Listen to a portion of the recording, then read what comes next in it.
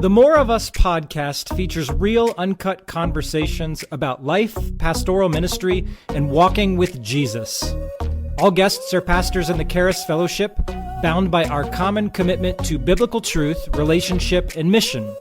We trust as you hear more of us, you'll see Christ among us. We want to welcome you to the More of Us podcast here located at the Grace College and Seminary podcast room. And today we are blessed and honored to have with us Zac Hess. Welcome, Zac. Thanks for having me, guys. It's good to have you. Zac has a long history in the Charis Fellowship. He grew up in the Southview Grace Brethren Church, attended Grace Brethren and Theological Seminary, and recently assumed the lead pastor role at Polaris Grace Church, where he has served for 10 years previously as the training pastor. In 2022, Zac earned his Master's of Theology from Southern Baptist Theological Seminary.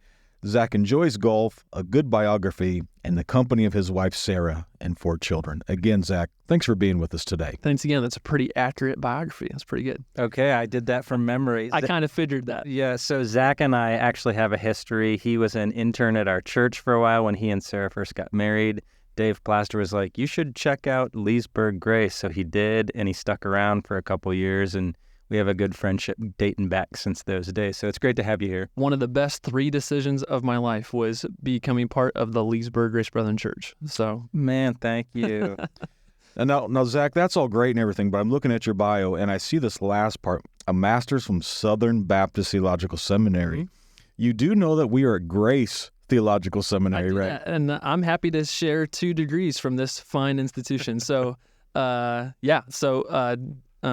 my bachelor's, graduated in 2010, did my Master of Divinity in Exegetical Studies in 2013, and then always kind of had this itch to do a little bit more, and then went to Southern and did the modular THM program down there and finished that up a year ago, last May. And didn't you have a focus on baptism? No, communion, actually. Communion. I wrote my thesis on threefold communion, kind of a new argument for how we practice communion in the Charis Fellowship. So you went to Southern Baptist Theological Seminary to make an argument for how to do communion as a Charis pastor. That's awesome. Right. That's right. What brings you to Winona Lake today? Today, later on this evening, there's a ministry fair talking about internships and residencies with churches. That's been something very important to me. And something I've overseen in our church for a number of years now. And we've seen, I think we're up to 15 or 16 interns, and then we're on our 3rd resident, about to, Lord willing, bring on our 4th eventually. And so this is just a program that I've developed at our church and hope to see continue to grow, and sometimes so passionate about. So happy to connect with students, people like me. You know, when I think about our relationship and getting those early experiences and processing pastoral ministry and all that means. And so fun to cultivate that kind of conversation among students right now. Yeah, I love the interconnections because one of your former interns is currently attending Leesburg Grace, and he's preached at our church and getting to know him a little bit better. But what are some things you miss from this area? Man, Sarah and I love this area. I miss the people, of course. I miss the campus environment. There's something about, especially, an environment like Grace. I told just recently, saw some people at a wedding, friends from college and seminary, and those kinds of relationships that started here that continue to, when we get back together, you're picking right back where we left off. And there's something about this environment in particular that is just so rich. And when I come back to Grace, I think about who I was as a student, and the prayers that I would pray on the walks that I would go on around campus, and just like it was a spiritual, enriching time for me. And so obviously the people, there's a unique culture here. I think even with the variety of churches that are represented in the college, I still feel like there's a shared, just evangelical appreciation for one another.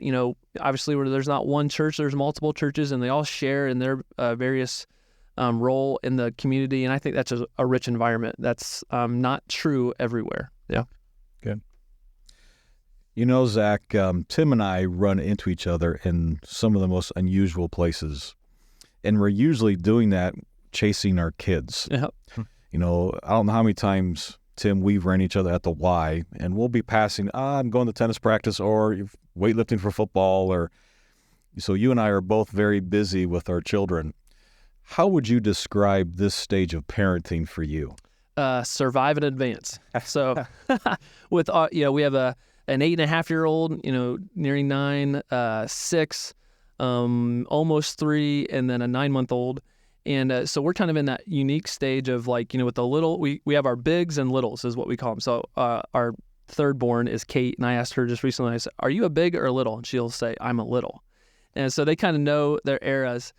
So with obviously the older two, it's moved from that just, obedience, authority to character development. So, and that takes a lot more time. I remember somebody told me, I think it was our former pastor, Mike Yoder, who, when my kids were, very little, and he said, "Zach, big kids, big problems, little kids, little problems." And I found that just only be increasingly true. And obviously we have great kids. We love our kids. We have such a fun, I think we have a fun family.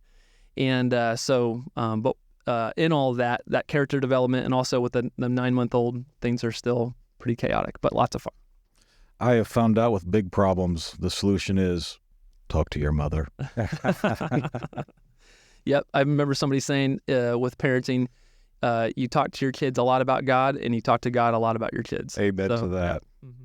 Hey, on that same note, what's something your wife Sarah excels at as being a mom? She is extremely patient. I am the one who tends to, kind of everything boils up and I want to fly off the handle a little bit. But she is the one who she can deal with a measure of disorder and is okay. She can deal with some of the chaos. And I think, we balance each other out really well, because she's helpful when I just need to, okay, Zach, just chill. And then there's times where I'll remind her that, hey, this is a bigger deal than what it might seem. But I think her patience and godliness, she has a lot of unpretentious elegance, and I think she parents that way and is really great. Sarah, I hope you're listening to this. Your husband just said you had unpretentious excellence. I might use that phrase about my wife. My wife's empathy is off the charts, and I love how God often will put two different kinds of people together in a marriage and then in parenting so that we can balance each other out well. Yep. We've talked just on that issue.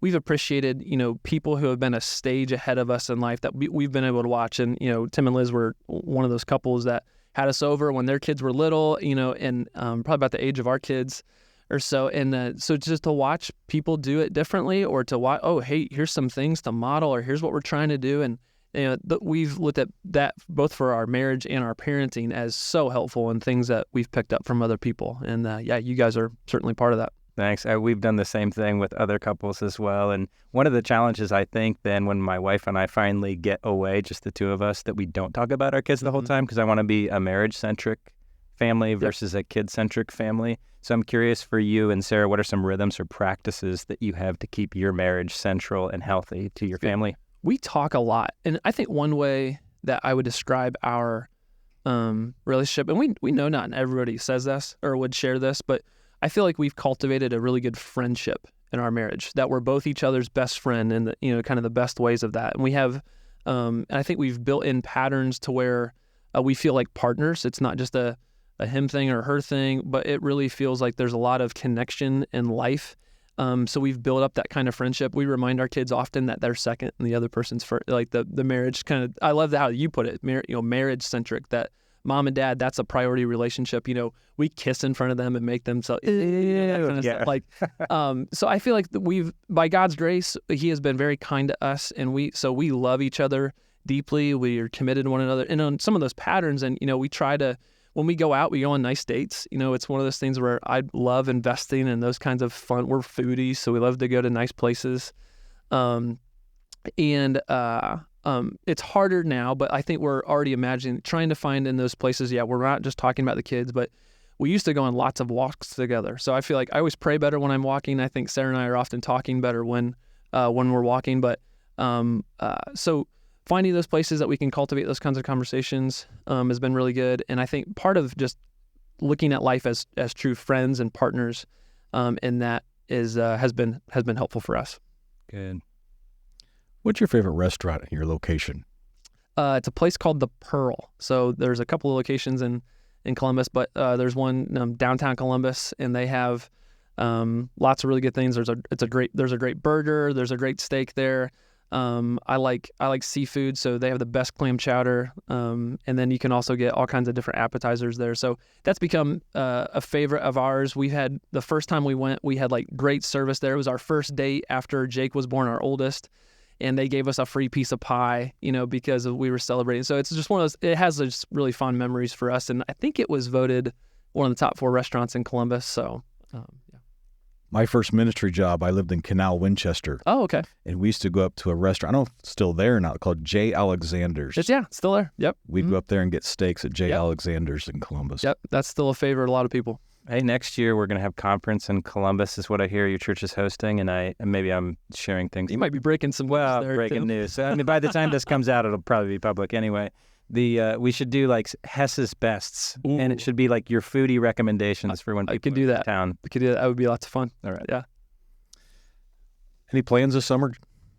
We have a busy summer planned. So probably the thing we're looking. So we'll be at the Charis conference in July. July, yeah. Tim and I are also co-leading a seminar or a breakout session at a Momentum Youth Conference. Really looking forward to that, talking about gender identity in the Bible and how that relates to the church and ministry. So it's such a joy to do that again with a close friend. Then in August, we have some family things, 2 weeks of a family reunion and a family vacation, so we're busy there. The thing I'm probably looking forward to most, though, is in June, I'm the preacher of the week at Lakeside. So if anyone's familiar with Lakeside, it's kind of on the Chautauqua circuit, and it was, originally a Methodist, still has Methodist roots, but campground kind of idea where the people would come for Bible teaching, very similar to the history of Winona Lake. And so I'm one of the preachers of the week. So I get to preach on Sunday morning and then teach a Bible study every morning that week. But that has been a place that both Sarah and I grew up going to as kids, and my family continues to go there every fall. So it'll be fun to be there this summer, and both a little bit of vacation and also a little bit of ministry with people. And so I'm excited about that. Yeah. Sounds good. I've always struggled with those things that are part vacation, part ministry, just clearing the expectations with family. Is this ministry or is this vacation? It's hard to be both sometimes. We'll find out how this goes. But I think because we know the area so well, and we know there's people from our church who have places there as well, so I think we'll be able to do both pretty decent. And at least I'm praying so. Good. We'll pray for you too. I'm curious. I know you're a reader. What are some of the best books you've read in the last year and a half? Yeah, this is trying to summarize this was actually kind of hard. So different categories. Obviously, as Tim, when you're in an academic program, some of your reading is very focused on that. So and then I was thinking of applying for a PhD program. So I was kind of reading a lot in preparation for application stuff. And then as that changed, my reading changed a little bit there as well. But a book that I read in the last couple months is a book called Turnaround by Jason Allen, who's the president at Midwestern Seminary, leadership book and principles. He tells kind of the story of his leadership at Midwestern. Excellent read for anyone who's thinking about leadership. So Turnaround, good read there. Right now, a book, and then there's also books that I'm kind of working through week by week. And one of those is The Preacher's Catechism. Listeners to this podcast might enjoy that, by Lewis Allen. I think he's a Brit.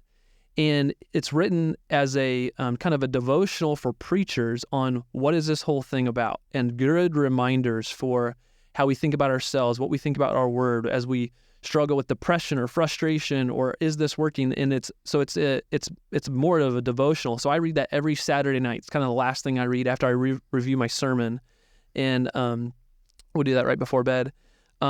Then love reading with groups of people. So with our pastoral staff, we're always reading something. And over the last year, we read John Piper's big brick of a book called Providence. And it's like 40 some chapters. So we read it over the course of just over a year. And that was a monumental read, one of more impactful ones probably in my life. And so, yeah, love that a lot. And then one final one that I'll recommend to listeners of this. Oh, sorry, I'll do two. 5 English Reformers, written by J.C. Ryle. Love biography, so to get that biography out there, that's great because it gives overview of just 5 English Reformers. A couple of them we might know relatively well, others may not be, and it's interesting to see what he was addressing with these reminders in the 1800s to people he's writing to. And then one more, I'll give a shout out to my advisor at Southern, Greg Allison. His book, Strangers and Sojourners, it's an ecclesiology, really helpful. He deals with lots of contemporary issues in that, but rooted them in the biblical text. And then he has a smaller book called The Church that I think is really accessible. So ecclesiology is often one of those things I think what we as pastors, we live it, but we don't always study it all that well. And those two resources, both on an academic side and then one that's probably written on a lay level, would be excellent reads. Yeah, and just to define terms for any listener who's like, ecclesiology, I feel like I've heard that term. It's the study of the church, hence the second smaller book, The Church. The Church, yeah. Right. It's good. Yeah, paring down a reading list is going to be hard, especially over a year and a half, but I appreciate that. And we'll look at those titles and authors and put those in the show notes for those who are listening along and want to check out good reads. We're going to transition into ministry conversation now. One of the fascinating things that I like to do when I sit down with ministry leaders and pastors, and I had the opportunity this morning to talk with a retired pastor, and this was the question I asked him, is when did you sense your calling to pastoral ministry? And I always find those stories interesting. Zach, when did you sense that? Yeah, there's a couple of funny stories with this, but over time, I think I always wanted to teach. I come from a long line of teachers, and my dad was a coach. So the idea for me was to be a teacher coach. That's always what I wanted to do. And then probably at some point in high school, through like a lot of people, the impact of my pastor in my church and my youth pastor, that gave me opportunities. I just began to wonder, what if I pursued pastoral ministry, taught the Bible?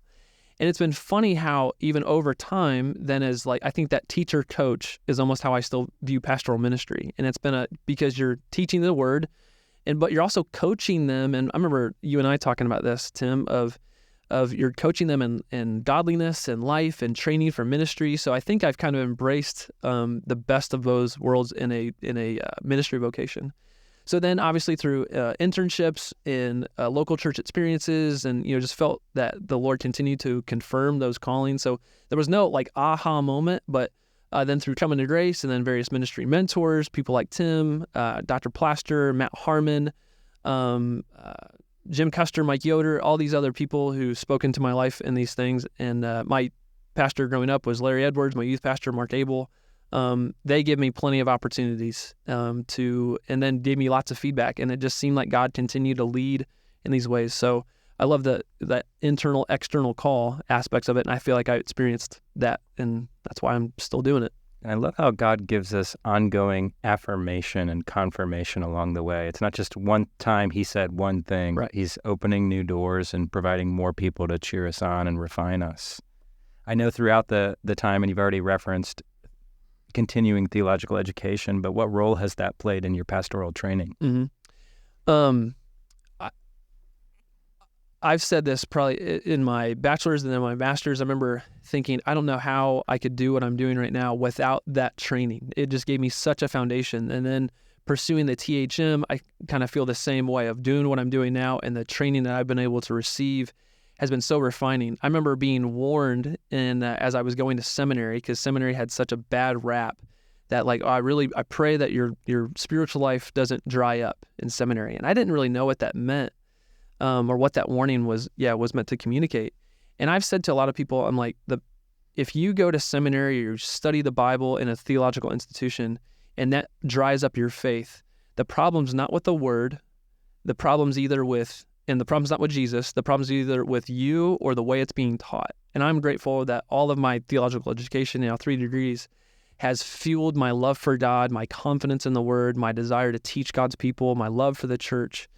So in terms of that training, it's given me a knowledge of the scripture and a model of how to teach it, a trust in it. But it's also, I think, grown my love for God, in which I would think a better understanding of the scripture is meant to do. So I'm grateful for it and love. And I think that formal aspect of it and the rigor of it gives it an extra sense. I can read books on my own and I love doing that, but there's something about that. And then the community aspect of the theological education. God has always provided friends for me in all those institutions. And those are the things that are not part of the price tag. They don't say, hey, you're going to make lifelong friends in this program. And but that's probably the gold of an institution or a theological education for me, has been those friendships. Some things are taught, but some things are caught. How has God used internships and godly mentors in training you for a pastor? Yeah, I don't know how. I think that's part of my desire to start residencies and internships and invest in them is because of the impact that those had on me. So to watch, all those names that I listed earlier, God used those as coaches in my life, ministry coaches in my life. I just remember some of the conversations that Tim and I used to have, and some of the honesty that would go back, the feedback that I would receive. I think about, and so he used that all along to refine, to teach. If all of us are just left to ourselves, that just wouldn't be good. You think about us, how the pastoral epistles are modeled, are so much of that's a good example. Follow that good example, or teach others that teach others. There's that process of how ministry is supposed to last, and how churches last is through healthy leaders, healthy pastors in particular. So yeah, when I think about those guys, those are all the guys that I want to be like when I grow up still, and the impact that they've had on me to model faithful ministry, faithfulness to their wives, faithfulness to their calling to their church. That's rich. It's impossible to I think last long in ministry without those kinds of models. I want to just jump in here too and say that the time we had together was life-giving to me, and any intern that I've had since then has been life-giving to me. We could both admit there are times where having an intern or residence creates new kind of work because of the conversations and creating a structure for it, but you learn things from your intern too, and your intern refines you, and your intern encourages you. And so when I think of internships, I don't always think top-down, I'm the coach, but I think like we're also brothers in Christ, and we're learning from each other and encouraging one another along the way. And I know you provided that, and others have for me too in that role. And I'm sure you've experienced something similar during your residency program that you've overseen. Well, and just an example here is I like to think of internships and residencies as just a long conversation. We're just kind of always talking about ministry, and it's part of, in life and ministry, it's like, ministry is one of those weird things that it's a lot of blend. It's not as much balance. Like, it's kind of intertwined with all of our lives. So I think the residency is helpful with that. And so we're talking about these things all the time. And then even this week, as I went into every week in our church, in our staff, we have a staff meeting talking about the sermon. Like, hey, here's an outline, everybody speak into it.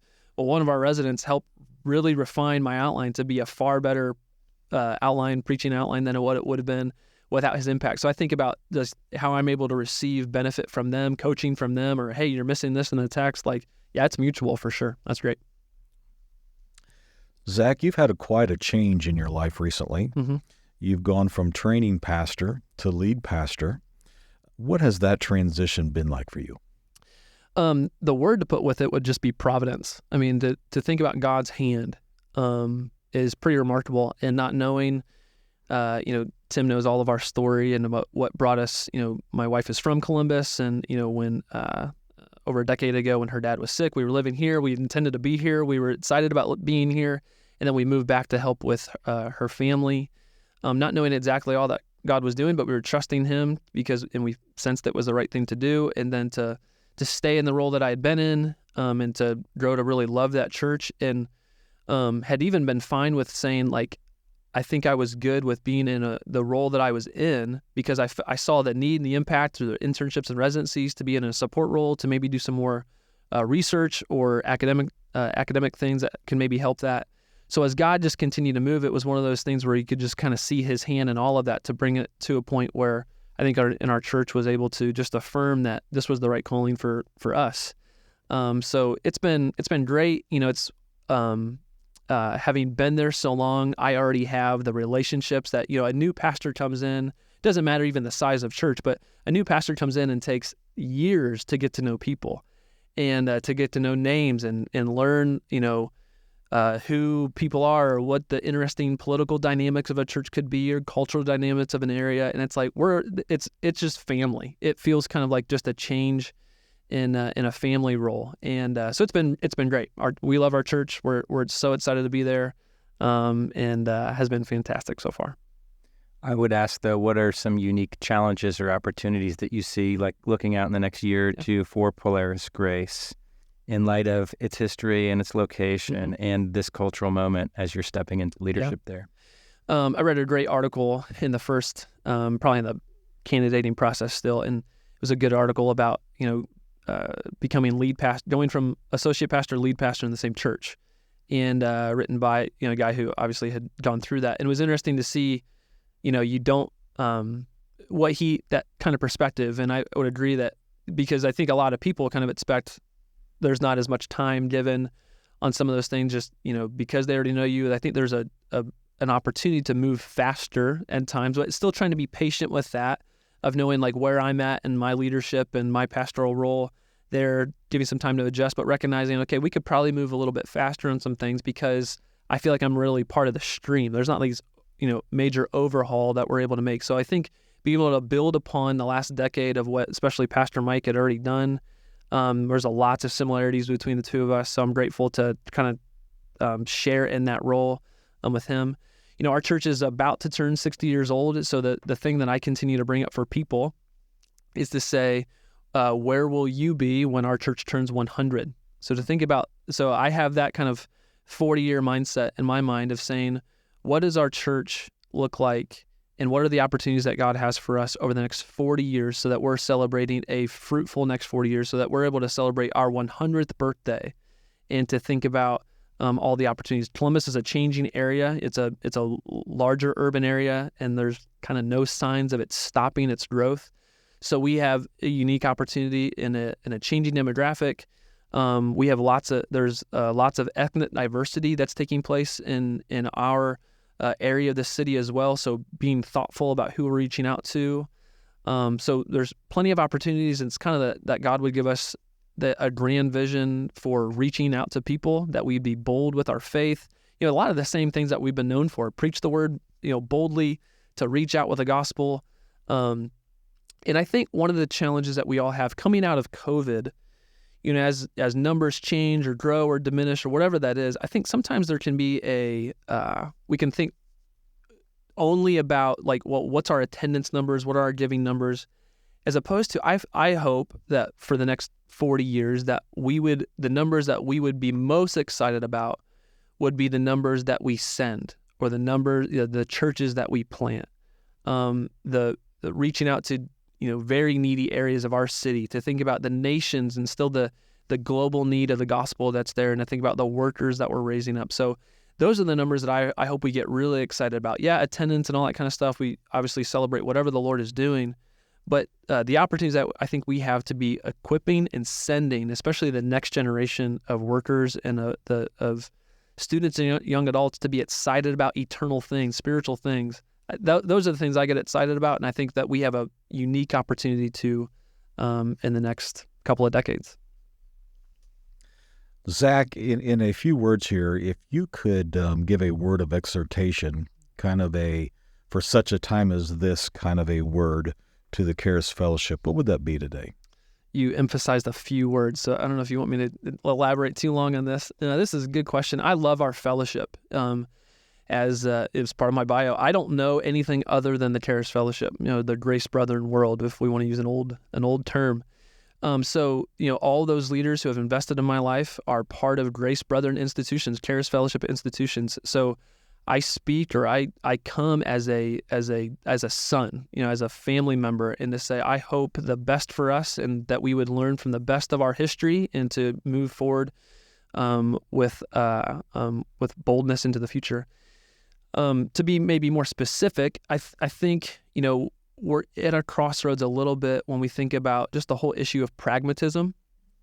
We have heard a long ago, I remember Dr. Plaster talking about this, we're part of the progressive movement, and what progressive meant then back in the 1800s is very different than what it means now as a term. But progressive meaning that we were always willing to change our methods to reach the next generation. And I think the best of that is to say, we are not those who are stuck on particular methods that worked for a time, but when we think about, especially related to the gospel ministry, evangelism, that we're willing to reach out in new and unique ways. The question, though, that I think that Charis leaders need to wrestle with now, though, is to be able to say, in light of is our pragmatism is it possible to take that too far? Can we take pragmatic issues and ever go so far that actually those methods can cloud the message? So I just think that's a conversation we need to have and be willing to have with one another, and to be able to commit ourselves to what does the Bible prescribe for a healthy church, and recognize that each church might express those principles or express those commands differently. But let's to be cautious though on embracing.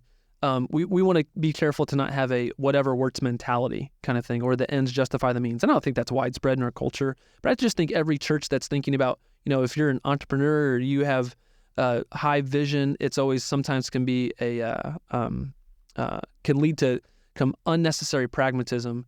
And yet we want to be accessible with the gospel, but we want to be careful to say, we don't change the gospel. We don't change the message.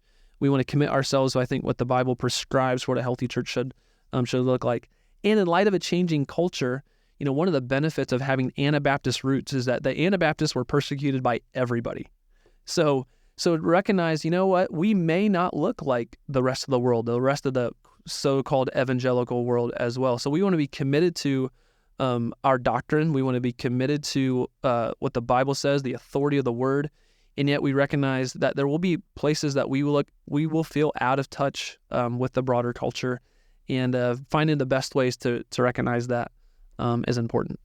It is challenging too. I was listening to an interview with Mark Sayers years ago, and he was talking about the world wants a holy church, and that line has just resonated with me. The world wants a holy church. It doesn't want a church that just looks like the world with different lyrics in its music. And I don't know exactly what it means, but I ruminate on that phrase a lot. And so I like how you tie it to Anabaptist roots, and how there is a sense, not just back to Anabaptism, but back to the early church, where we're different. We're a peculiar people. And yet at the same time, it was the early church that used the codex to make this word that we revere accessible to so many people. So we've been always great at adapting the earliest technologies to reach the most people, but where do you cross the line with pragmatism? So that could be a whole nother podcast, because there's a lot to think through with that. And along those lines, I think, just to either do another side of that, part of having our, if our history is that mix of, Anabaptist kind of identity, Reformed doctrine in the sense of that we were committed to the Word and to, especially, that we're saved by grace alone through faith alone. I've enjoyed actually the study of Alva J. McLean and seeing some of the issues that were important to him in the 30s and the 20s about, in being willing to be confessional people, of people who are willing to write, to have a statement of faith, to hold to confessional standards, to be able to argue about, the Bible, the whole Bible, the whole Bible, nothing but the Bible has final authority, but to be willing to write a confession of faith like we have a rich document, and be able to say, no, but we've set some boundaries of what it seems to be clear Bible teaching that makes us part of who we are. I think that's another aspect of that helps kind of blend to say, hey, we agree on this document, and this document is something that we helps us be a covenant together to say we can trust one another, because one of the in church history, in the earliest centuries of the church, all of the debates, all the heresies were never about the Bible. They were people who believed, I think the Bible teaches this, I think the Bible teaches that, and yet they disagreed on the doctrine of Christ. So they had to write things like the Nicene Creed to be able to say, no, we believe that the Bible teaches this. And I think that's a helpful thing for us as well in a contemporary society, to be able to say we need to make what we believe actually really clear so that people know this is what we stand for. And for us, I think, as a fellowship, to say, no, we agree to this. We agree to this wholeheartedly. This is what we agree to teach and to practice. And I think that gives us even a more confident relationship with one another. And then we can also disagree about the right things too. We won't find uniformity in our fellowship, and nor can any fellowship over everything. But the most important things that are written down for us are be able to say, yeah, but we agree on those things, and that's what unites us together ultimately. Yeah. I have heard the statement, clarity is kind. Yep, that's good. And I think there's some wisdom to that. I want to ask you just two questions that relate to one another. We think about pastoral health and health of a church. What would you say are markers of a healthy church or a healthy pastor? Mm-hmm. I love the pastoral epistles, actually, in this whole, so going back to this, change of role and all that. These are issues that were important to me anyways, but in kind of thinking about the application process, interview process, candidating process, I read the pastoral epistles a lot. And there was even, I think it was before one of my interviews, I think the interview was early in the morning, and I remember going to bed, and hoping I could sleep the whole night. And I woke up and I was praying like, Lord, at least let it be 6 o'clock, because I think the interview was like at 8. At least let it be 6. And I think it was like 3:30 or 2:30 or something like that. And I couldn't go back to sleep. So I got up and I read the pastoral epistles a couple of times. And when you see what Paul is advocating for the church to Timothy and Titus, I think he sees both those questions, a healthy church and a healthy pastor. A healthy pastor is committed to integrity, to authority. I just find it, again, the qualifications for an elder in 1 Timothy 3 and Titus chapter 1, they're almost all character attributes.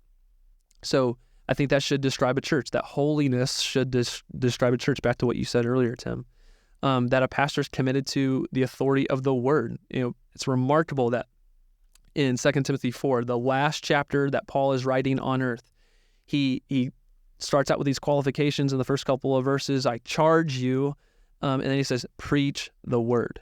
So I think as part of that means for a healthy church, a marker for a healthy church is that the word is central. And that's typically evident through expositional preaching, that the primary diet of what that church is receiving is the word rightly taught and then applied. I think that's another thing that we need to make sure we define, that expositional preaching is not necessarily running commentary, but it's the point of the text is the point of the sermon rightly applied to God's people. And then I think there's a clarity on the gospel. He says, to do not be ashamed to suffer for the sake of the gospel, for the sake of what Christ has done. Remember Jesus Christ, crucified, buried, risen, so that the gospel of the good news of the life, death, resurrection of Jesus for sinners and all who respond in faith and repentance are given new life, that churches remain committed to that we never assume that everybody gathering on a Sunday is already saved, but we're making the gospel central, and that we're equipping our members, for the work of ministry so that they're equally sharing in that.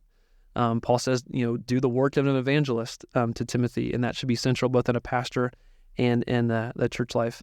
And I think as well, kind of what makes a church, the reformers debated this, and oftentimes the definition of a healthy church was the right preaching of the word and the right administration of the ordinances. And I think, and all that kind of goes into a word-centered idea, but also a commitment to one another, that the church actually is its members. And so there's a mutual commitment, and oftentimes I think that should be done in a formal sense so that people know, yes, I spend a lot of time in our church saying the church is it's not a building, it's not primarily a place. Yes, we use those to describe it, but when I pray with my kids on our way to church, I said, as we gather with our church family, to remind ourselves that the church is a people, and it's over a mutual covenant. So I don't know how clear I was in all those points and stuff like that, but we could have a long conversation. But I think primarily it's a church committed to the word, committed to the gospel, committed to transformation, and committed to one another. And the pastor is kind of the center of leading the church in that as well. As a pastoral leader, we're always pouring out to others and building up others and supporting others. What spiritual practices do you practice individually or corporately to keep your spirit refreshed? Mm-hmm. Probably the two things. The primary individual thing is just simple Bible reading. I find at 3:30 in the morning. At 3:30 in the morning, usually somewhere between 6:30 and 7. But I remember that with my dad. He modeled that really well. We didn't do like traditional family devotions as a kid, but I remember my dad with a well-worn Bible and seeing him with his nose in it. So, I love that I'm reading the Bible, and most mornings my kids will come down and that's how they find me. I tend to read, I have a reader's edition of the Bible without chapter and verse numbers, so it makes reading long periods. You just read extended chapters at a time without kind of knowing it. I love that. So I'm always kind of going back between Old and New Testaments, just to see the variety there. And so I love reading for extended periods of time, and on a personal level. And I find that rich. And even if I tell people often, sometimes we can have too high of expectations for our Bible reading, that we expect to glow in the dark or to remember everything that we read immediately, or God just kind of writes his will for us in the clouds because, now I know what I'm supposed to do. And I've said, Bible reading or devotions is a lot like having a a healthy friendship. There will be thousands of forgettable moments. But it's over the course of those thousands of forgettable moments that God is doing something to us. He's using those to shape the kind of people we are, not just what we know, that's important, but he's using that to shape the kind of people we are. So simple Bible reading. And then corporate worship. I mean, Sunday mornings, I think, should be the high point for every Christian. And, I know that there's something that we as pastors have a particular role in that. But I think corporate worship can oftentimes be like, for some people, just we miss the devotional aspect of that, of kind of similarly to say, yeah, let me, I can't remember my own outline from last week, so I don't expect people to know that. But over time, God is using those to form and shape us in kind of in some of those habits, and to do that corporately together, that's rich. So I look forward to our Sunday morning gatherings probably more than any other gathering throughout the week. I often think with Bible reading, if I can think about what I read in the morning later in the day and then tell somebody something, it just kind of fits into that groove in my brain a little bit more too, because I resonate with you can't always remember what you read later in the day, but if you talk about it, it digs that groove deeper. And Sunday mornings, I wish I could take that performance mentality out of my brain sometimes and just be there for the service, but I'm like, wait, the lyric's wrong on the screen. Is that going to throw everybody out? I mean, that's the challenge of being a pastor. Yep. But remembering the people that we're there with makes that richer. I always find it remarkable too, though, like how my personal devotions will oftentimes line up with something that I'm preparing for a sermon or teaching. So I try to not make those the same. I kind of have to separate intentionally my devotional time from my preparation time. I don't look at those as one and the same. But it's remarkable sometimes, if I'm reading the Old Testament, well, it's like, oh, that story lines up perfectly with what we're preaching here in the Gospels, or so I try to do that in the teaching. Say, oh, just this morning or just recently I was reading this, and then how it connects to that. And I think that's a good reminder for people too, to see how our devotions are making a natural implication or impact into our lives. It's not just the theoretical study for us. Yeah, it's from the overflow. Yeah. Takes you back to your book, Providence, there you go. You read right. earlier. You talked about, I pray better when I walk. Tell us a little bit more about your prayer life, and what are you doing to develop your prayer life? Mm-hmm. I always feel like a novice in prayer. I don't know if there's probably some Christian somewhere that feels like they pray enough, but I think there's, the way I would describe it recently, so to go on walks throughout the day, it's like a great break and a reset to go take a walk and pray over these things. I feel like my prayers become more conversational, in the sense of, just talking with the Lord, what's on my mind. I think my prayers over the last couple of years have become more Trinitarian, and that just probably has been the theological insight for me. It's like, we've always been Trinitarian, but I don't know if we've ever always known how to do that, how to relate with the Trinity. We get Jesus, we get the Father, the Spirit, kinda, but to pray Trinitarian prayers in light of how the Bible describes the various acts of the triune God has been rich for me as well. And has taken on, I think, a lot deeper meaning, especially probably related to like the works of the Holy Spirit, and his filling, his change, his transformation, like all things, again, theologically, but now to not just know that theologically, but then to pray those things in that kind of communion. So praying to the Father through the Son by the Holy Spirit that's been rich, a rich understanding, and I think rich experience for me recently. All of us have some things in our life that we are improving, and I think every night when I pillow my head, I'm thinking, I could have been more like Jesus on that. What are some things in your life that you are focusing on to be more like Jesus? In a phrase, servant leadership. This is I think when you take a big role change like this, and now you're all of a sudden you're the primary leader, or in having a larger staff at our church as well, there can be all this, I think suddenly people think, oh, like just the way people use it, and they mean well, no one means anything negative by it, but it kind of feels like, oh, there's this aura all of a sudden that's like, I was kind of pastoring previously, and now all of a sudden I'm like the pastor.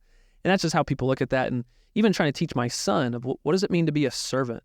So praying that God would, in a journal, I like to journal with notes and that kind of stuff. And one of those things that I was journaling about in this whole process was that one of the commitments I want to make as the pastor, as the lead pastor, is that I would be the first servant.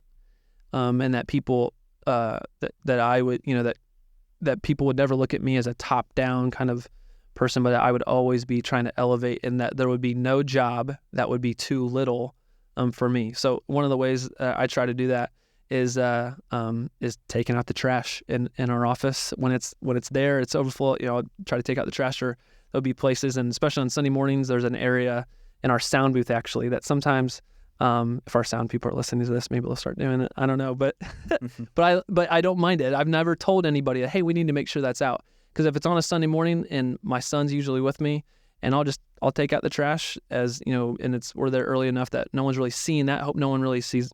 Now I'm talking about it, but the point even for him is I remind my son is like there's no job that's too little for anybody of any kind of position. So just continue to embrace that is something I hope is true. Again, 2.5 months in, and a couple of decades from now too. Takes me back to John 13, where Jesus stoops down to wash feet. And he's like, I'm giving you an example. Exactly. And we know Jesus said, I didn't come to serve or to be served, but to be a servant and to give my life as a ransom for many. And that's a memory verse in our family. And one of the rich things that I love when we do threefold communion, and including that, it's I often tell people with threefold communion, that's not something that you can always be convinced of on paper. But when you experience it, it's difficult to deny the richness of the experience. So to see, people in our church bending over to wash one another's feet, to be able to exemplify that kind of servanthood to one another because Christ has served us, I think it is a rich experience for a church, and there's a beautiful element to it. So it's, even when I wrote my thesis there, I wanted not just to advocate for its truth, but for the beauty and richness of threefold communion. Yeah. The last time we did it on Good Friday, I was the one who was dumping out all the dirty water after people were done. And that was my way of trying to be a first servant. I got to see everybody's dirty feet water, man. It was awesome. So, Zach, last question for you. What's something you need to hear from Jesus during this season of life? This is such a Tim question. I imagine this is your question. It's the last question every time. It's the last question every time. And I love the heart behind it, because one of the things that I've always have learned from you is this daily abiding aspect of it. It's a real relationship with Jesus. It's not just this distant thing. So when you say that question, there's a different way I can take it, and I know what you mean by it is to say that this is something that Jesus is actively working in our lives. Obviously, listening to His Holy Spirit through His Word, is that, so in terms of need to hear, I don't think I need to hear anything more than what has already been revealed in His Word, and as the Spirit illumines my mind and convicts me there to is helpful. And so I guess I hesitate to answer it exactly, because I feel like He's revealed enough and He's given enough there. I think these last couple months has revealed my both giftedness and limitations. So there's a sense of being sufficient and satisfied in Christ that I have to remind myself of. So as He reveals Himself as the hero of Scripture, I think that's what I need, is to be reminded Jesus is always the hero. I don't have to be. I serve at His good pleasure, and that's a joy to be part of that. No, that's a good application of what the Word teaches. And I'm just thinking as you're saying that, like, He's enough, you don't have to be. Mm-hmm. He's enough, you don't have to be.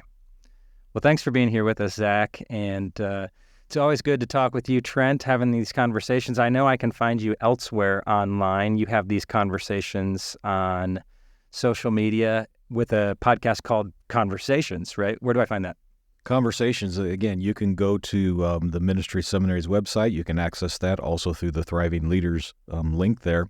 And there we deal some leadership topics to help pastors across the country and around the world on various areas of ministry leadership and pastoral dynamics. In fact, we just did some things with mental health and leadership. And so that's going to be posted there very soon. Zach, again, pleasure having you in the Seminary podcast room. Just a great pleasure. It's exciting to hear what God is doing over in Columbus, my old hometown. Go Buckeyes. That's right. And I'm looking forward to that foodie list when we get to be there next year. Good. No, thanks for having me, fellas. Thanks for what you're doing. For sure. I hope our Charis Fellowship family and the pastors will take advantage of these resources, because this provides a really great way to have these kinds of fun and rich conversations. And it's great to be part of I think, a thriving spiritual family. We're more than a network of churches. We're a real family together, and I'm grateful for what you guys are doing to contribute a part of that. Thanks. Yep. This is Dr. Trent Lambert from the Center for Thriving Leaders at Grace Theological Seminary and Pastor Tim Sprankle from Leesburg Grace Church. Thanks for listening to our conversation with Zac Hess. The More of Us podcast recognizes that we are not alone. We are part of a thriving family. We lead best when we walk with others. So join us for more of these talks by subscribing today. God bless you.